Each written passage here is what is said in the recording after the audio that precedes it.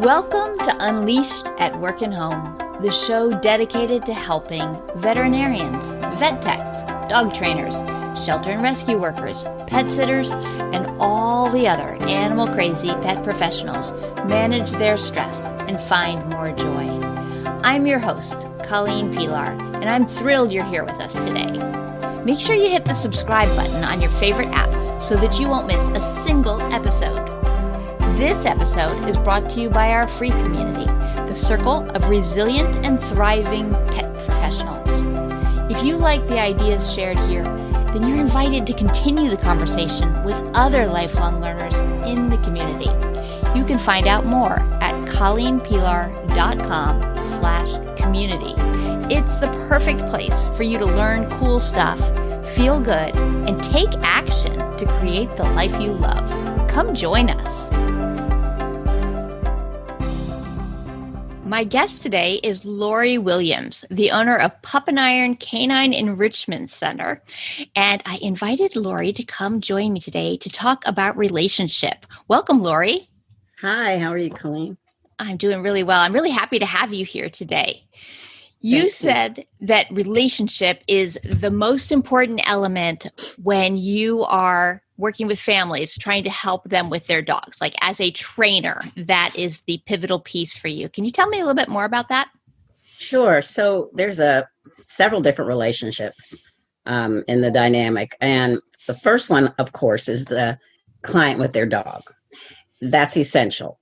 We, as a trainer, I try to get to establish or help them understand that they really need to establish a partnership and a working relationship. Okay, everybody loves their dog, so that's not even, we don't even really get into the love part, but they need to establish a partnership and a working relationship based on mutual respect and trust. So that's that's key. That's number one. But then there's also another relationship, my relationship to the client and them to me. So we have to also have a relationship that's a working partnership. But I want them to know that it's us together working on their dog's issues, if you will. It can't be just me working on it. Or even just them. They've come to me for help, so I'm going to give them the help. And we have to have a good rapport and a good working relationship so that if they are having problems with something, they feel at ease letting me know. And also, if I see that they are having a difficulty with something, that I can also talk to them about that and see if we can come up with a way that works easier for them or works more in line with their lifestyle. So it's a lot of relationships that everything's based on. If those relationships break down, then unfortunately the dog is going to suffer as a result. Mm-hmm. Yes, that's very true. And the part about getting everyone on the same team, I think, is sort of obvious and yet overlooked so often, that we do see, clients sometimes perceive the trainer as judging them. And sometimes trainers are judging clients. There is that too. And that doesn't help anyone. And often clients are judging their dog and, he's being stubborn, he's being difficult. And to try to create this relationship where it really is based on trust and respect and becomes a team effort. We're all moving in this direction as opposed to differing views of that. Was that always the primary focus of your training, or is that something that evolved? Because you've been training a long time. I have been. I have been quite a long time. Well, maybe in the very, very beginning, in the early years, when I was mainly just teaching group classes, with the group class, you don't always get to form a close relationship with the students in the class. Very often you're going to have them for 6 to 8 weeks and then gone. You never see them again. But when you're working one-on-one with clients, then you definitely get to know each other a lot more. We also have previously to the pandemic, we were having there's pre-pandemic and post-pandemic, but pre-pandemic, we had our group classes were actually levels. And I think you're familiar with levels program too. So in the levels program where you have the students are coming multiple times per week, then you actually do get to form a better relationship or a closer relationship with them because you see them more often. The once a week for 6 weeks or 8-week class format, not so much. You see, you're going to see that client for like 6 times or 8 times, and then quite possibly never see them again. So the levels program did afford us, we were seeing them multiple times per week. So we got to delve into that. But it is mostly when I started doing the one-on-one consultations where I actually was able to apply the relationship-based training that I do with my own dogs with my clients. I've been participating in dog sports forever, pretty much forever, my entire adult life, pretty much. So in dog sports, you have to form that type of partnership and relationship. It's key. And I think a lot of pet dog training, they don't actually go into it thinking that same way, but I've just tried to apply that to my training for pets. We're going to be teammates here. You need to establish a team, teamwork, and your dog needs to become your teammate.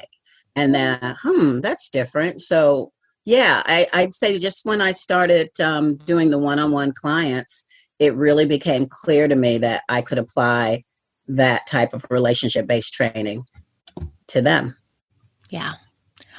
It was, for me, that aha moment came when I changed methods because I'm a crossover trainer. So when I first started training way back in the early 90s, I was teaching using old school methods. And I'm a crossover trainer too. We all were. If anyone who's been teaching more that than 25 years, you're a crossover trainer. So, but it was interesting to me because in the beginning, I often saw any sort of lack of communication or lack of results as being poor mechanics. And often it was. But a bigger piece, in my opinion now, looking back, is that we really hadn't established that relationship. Right. And that when I was able to move and learn more with more positive methods, the relationship is so powerful that the training, that it made up for a lot of the mechanical problems. The people had poor timing or whatever, and the dog still did well. Like magic. Yeah, true. Because it's kind of that alignment. Yeah, so, very true. Since that is such an important piece between dog and owner, and then again between owner and pet professional, what do you find to be one of the most helpful strategies for you and your team to build relationships with your clients? Well, you definitely have to listen to them, make their problems. Well, the problems, they never belittle them, like make their problems like important. Like, I understand, like you can't belittle. It might even be something as simple as, well, housebreaking isn't simple. It's actually very complex, but some things to them, if it sounds like trivial, it's not. Like, we have to put ourselves in their place. And we also have to put ourselves back into the brand new beginning dog person, if you will, because I think one of the traps that we fall into is, like, that's like common sense, that's dumb or whatever. We might be. No, you can't think that. These are people who, they're not dog trainers. They're looking at it completely different. I a lot of times I have to tell my apprentices and younger up and coming trainers about that. I said, these people aren't dog trainers, and we can't expect them to look at things the way we dog trainers do. They are regular, everyday person. And you know what? They don't want to be a dog trainer. They want to have their dog. They want to communicate better with their dog. They want to have their dog learn how to do things. Put yourself in their position. So that's one of the first things you have to do. And then you have to have a lot of empathy for their situation, because they are dealing with some very real problems to them. We professionals tend to completely rearrange our lives for our dogs, and that's very normal to us. How many of us buy the vehicle because it'll fit a certain amount of crates or a certain amount of dogs. We buy our house because they has such and such amount of space for this and that. And we could have a grooming room right here. That's the way we live our lives. It's normal. That's not the way a lot of people, they don't live that way. So we have to put ourselves in their position and try to find a way that they can find reasonable to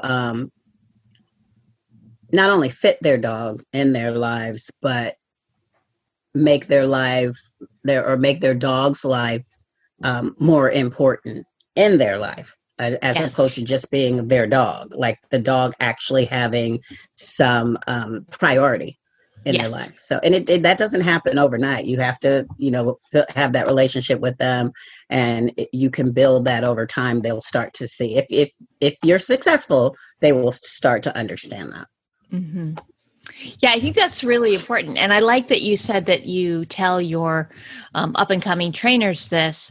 I have also, and one of the interesting challenges when talking to some of these trainers is that they see themselves like the client, but they were the exceptional client. They were the client who planned their life around their dog, and they're like, well, I did it. And like, yes, but that's because you're crazy. Like, most of us you're a crazy person. That's why we're hiring you. And so that understanding of that people can absolutely love their dog without wanting to be a dog trainer. Absolutely. Planner. Absolutely. Yeah, that's big. It is big. It is big. And it's a different filter sometimes for us. It can be very difficult, I think, for pet professionals because we have such a belief about what a good life looks like for an animal. Right. And there are definitely lives that are not good, but there's a middle ground too, where it isn't necessarily what we would choose, but that animal can have a good life. Of course. Yeah. Yeah. That's important to remember because we do have this like utopia for dogs in our mind. And, dogs, one of many things that I love about dogs is as they are adaptable. I know a lot of times we say dogs don't like change, isn't that? They adapt. Oh boy, do they adapt to us. And, even not under the circumstances that we may not consider the best, a lot of dogs do okay. You know what I mean? They adapt to it. And that's why it's important to, with whatever client you're working with, to try to find, if you could just make it better for that dog and for that person in their relationship, then, that's what you can, I'm not going to say that's the most you can hope for. You can shoot for the stars, but certainly if you have done that, then you will have done your job if you've made it better. And that's what I think we should all keep in mind, or at least that's what I try to keep in mind, to just at least make it better.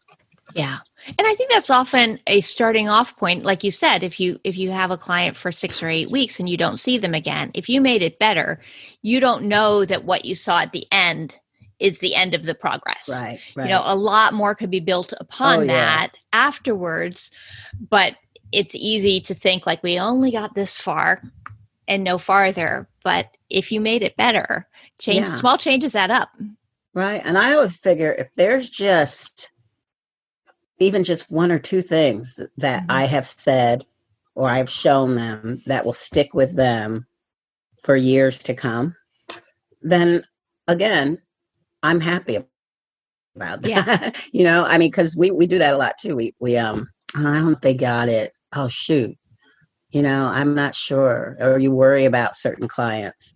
And then, I have had it happen where years later, I find out, wow, they did get it. I find out via somebody else, a neighbor, a friend, a coworker, where they were actually repeating things that I told them to this other person. And I'm like, wow, they remembered that. So anyway, as long as, that's what you want to impart as many pearls of wisdom, if you want to call them that will help them throughout the year. So that's a lot better than, oh, they didn't get it. Like I've been telling them and they just didn't get it. Right. Maybe they did get it in their own way. Just because you didn't see it at the moment, you can't judge them on that. Yeah. So going back to our overarching frame of relationship, tell me about how relationship plays a role in your in your relationship with other pet professionals. Currently, I have 3 veterinarians who are clients of mine. And that's when again, this is post-pandemic because we're not fully open yet. Mm-hmm. Right now, I'm doing about 1/4 of the amount of business that I usually do. But generally, we have had countless veterinarians bring their own dogs through our classes, through our facility. I'm so proud of that. And so I've really tried to form really good relationships with the veterinarians in our area. That's key too, because they're your first line of, I don't want to say defense, but they're the first line that will meet the new pet owners. Mm-hmm. So the better relationships you get with the veterinary health professionals in your area, the better, because they're going to refer people to you, and they will refer people to you. The reason I love for them to be my clients, they're going to refer people with firsthand knowledge. I took my dog there. So I love that. I get a lot of those referrals, and I'm just so proud of. I'm giddy when they say my veterinarian recommended you. I'm like, so yeah. So on a personal level, what does it do for you to have these relationships? The relationships with the clients, if you are a dog training professional, if you haven't established good relationships with your client, you're not going to last very long. That's what sustained me. So I've been dog training for many years, but my business Pup and Iron, I've had for 15 years now. We're going on our 15th year anniversary in August.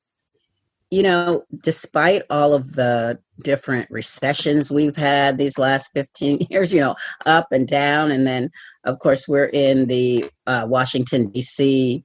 Kind of metro area, a little bit farther south, but a lot of our clients commute into D.C. We have a lot that are government workers. Well, we've gone through, I think, maybe 3 government shutdowns, maybe 4. I don't know. I've lost track. Anyway, we've gone through a lot, and we still are, we're still thriving. We're dealing with the pandemic now. We all are. But the fact that we have made it through that, I know, is because I've established great relationships in this community. I owe it all to that. Would have never made it as just me, myself, and I stand alone. I owe everything to the relationships I've created through these past 15 years. When Dr. Sally Foote was on the podcast, she said one of the things she would most like to see happen in the world of pet professionals is increased self-compassion, but also increased colleague compassion. Yeah. Like being a little bit nicer to the other pet professionals who are doing the best they can in the services they provide. What are your thoughts about that? We got to do better. That's basically what I was saying, because that has been a sore spot for a long time, for as far as I can remember. Mm-hmm. It's hard. Now, if it is a trainer that is a personal friend or someone that ascribes to the exact school of thought that we do fairly well with helping or having a good relationship. But if it's somebody that does not ascribe to our methodology or has a different way of doing things, then that gets hard. It's not a lot of good relationships there. It's not a lot of openness to at least having a conversation and a discussion, a respectful conversation and discussion. So that's been an issue with dog training professionals in particular that I wish was better. It's sometimes it's almost to the point of where we can't associate with them because they da da da da da da. And that's kind of sad because you can't.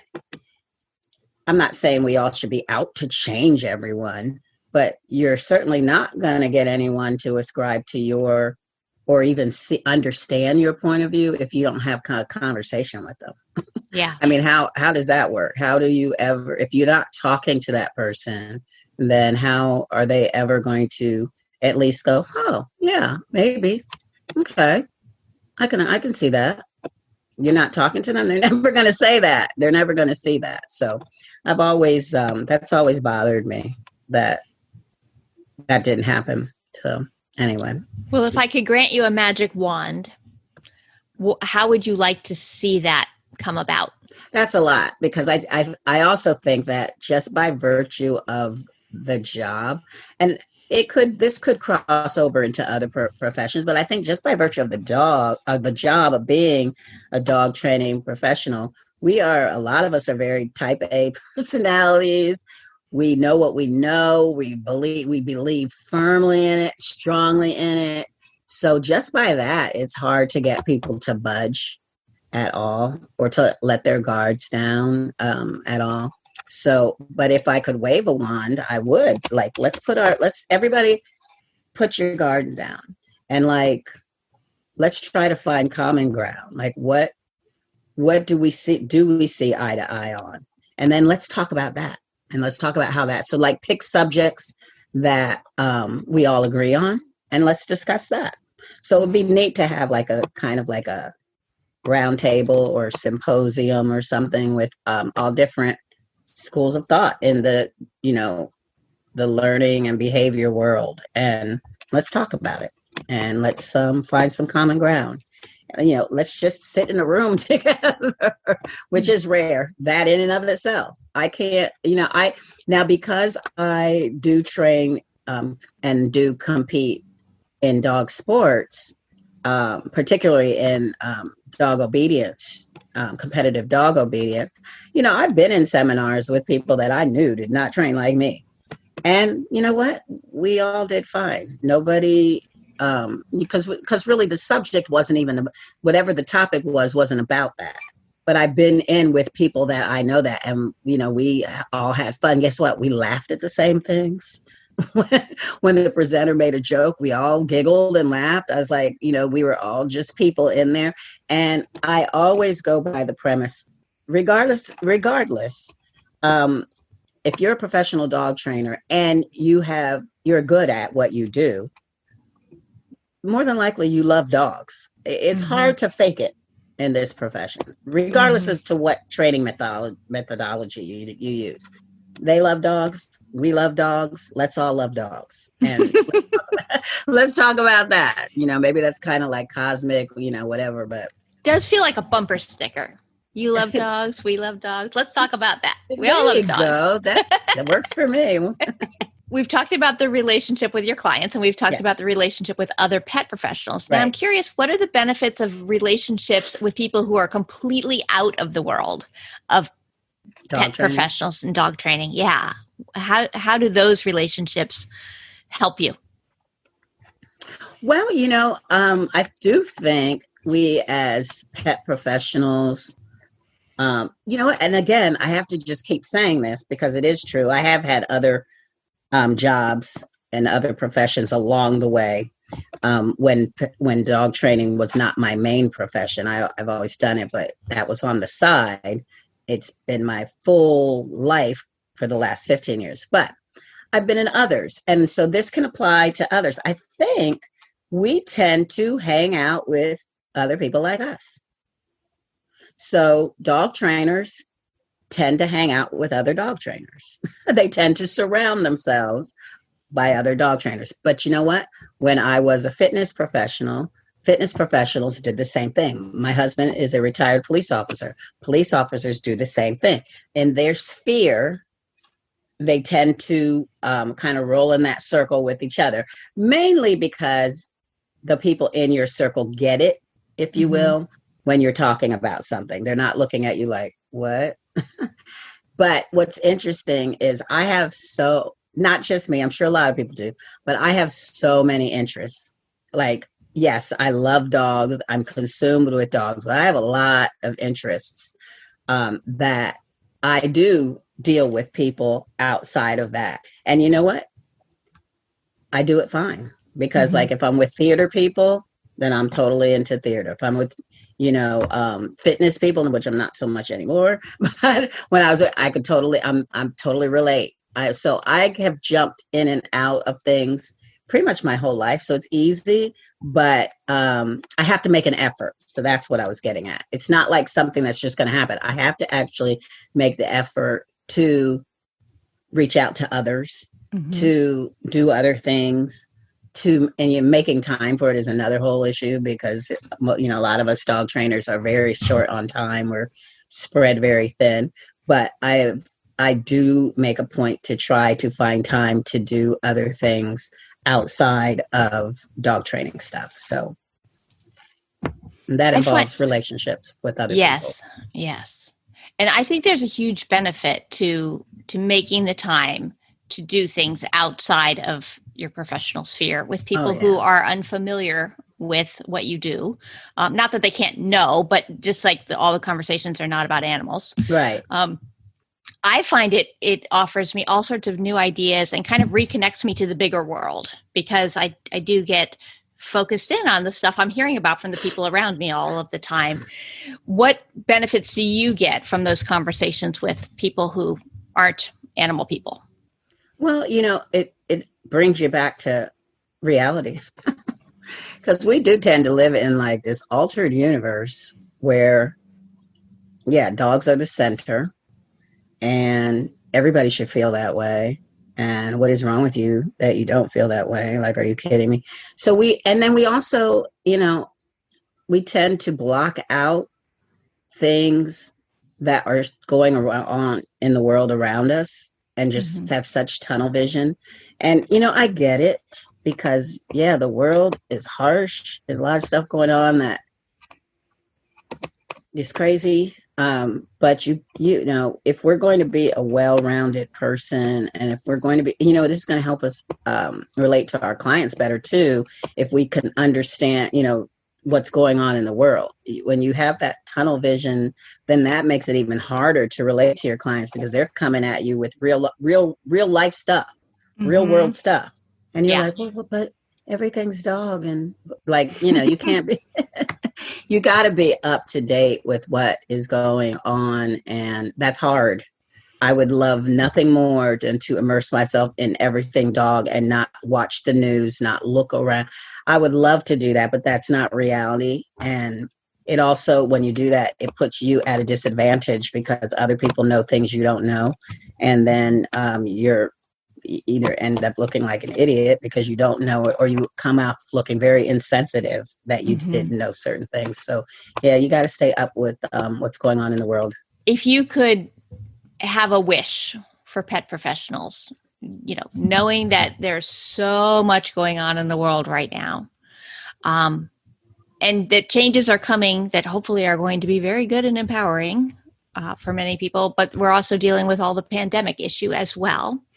What is the wish that you would give? Well, certainly, if I could put it into one sentence, and I've been asked this quite a bit of late, and the best thing I could say is if we as humans, and let me go to dog trainers right now because, and then we'll look, we can apply it to the broader sense. But let me just start with dog training professionals or pet professionals in general. If we could put the same care, the same attention to providing everything that they need, keeping humane thoughts in mind, if we could apply all that to how we feel about human beings as much as we do dogs, or, if we could do the same for human beings that we do for dogs, pretty much everything would be solved. I mean, seriously, because for instance, and not to get too deeply into politics, but, or this isn't political at all. This is about humanity. We wouldn't let a dog starve on the street. Most of the people I know, pet professionals I know, would do everything to save a dog or a cat or, animal. They would do everything. Like they wouldn't even think of letting that animal suffer, letting that animal go without. I mean, it's really what we do our hearts are so incredibly large. All you have to do is look on Facebook. There's a campaign every probably 15 minutes coming through. Like, what kind of place would the world be if we could do that with other human beings? Like, for some reason, there's a disconnect, and I'm not sure why. Now, I don't believe this is can apply to everybody, but I did have a dog trainer tell me, she was actually, because I asked her that, because she seemed very harsh with humans, very harsh. So I asked her, I said, why do you put so much or have so much empathy for animals? And you know what she said? She told me, she said, that's because animals are innocent and humans aren't. Mm-hmm. And I said, but what about someone who's born poor? Well, that's their fault because, I mean, seriously. So anyway, I think people look at animals as helpless, but they don't look at their fellow human beings as helpless. And sometimes people are in helpless situations. So I wish, that's my wish, that we could treat our fellow human beings the way we treat animals. Mm-hmm. And that's for us, our dog professionals, of course, or our pet professionals. Of course, there's people in the world who do not treat animals well. So, of course, that wouldn't apply to them. No, but your wish was only supposed to be for pet professionals. Yes, people who listen to Unleashed at Work and Home. What I'll can get the rest we of do? the world later. Yeah, exactly. Well, this has been a really great conversation with you, Laurie. If people wanted to learn more about you and your work, how could they do that? Well, certainly they can, look me up on my website, on the Pup and Iron website, and I know you'll have that. It's easy, puppandiron.com, PUPNIRON.com. I am also on Instagram. I have a pretty good active Instagram account. It's at the Canine Diva. Okay. I'm on Twitter, but I don't participate on that much. And with Pup and Iron has a very active Facebook page, and I have a very active Facebook page as well. So we're out there in social media, and that's a great way to get a hold of me. Great. Okay. Well, I will link all that up in the show notes. Thanks so much for making time to talk with me today. Sure. It was fun. It's really wonderful. All right. Thank you. Thanks for listening to Unleashed at Work and Home. I invite you to come learn more at ColleenPilar.com, where you can be steady, be strong, and be long.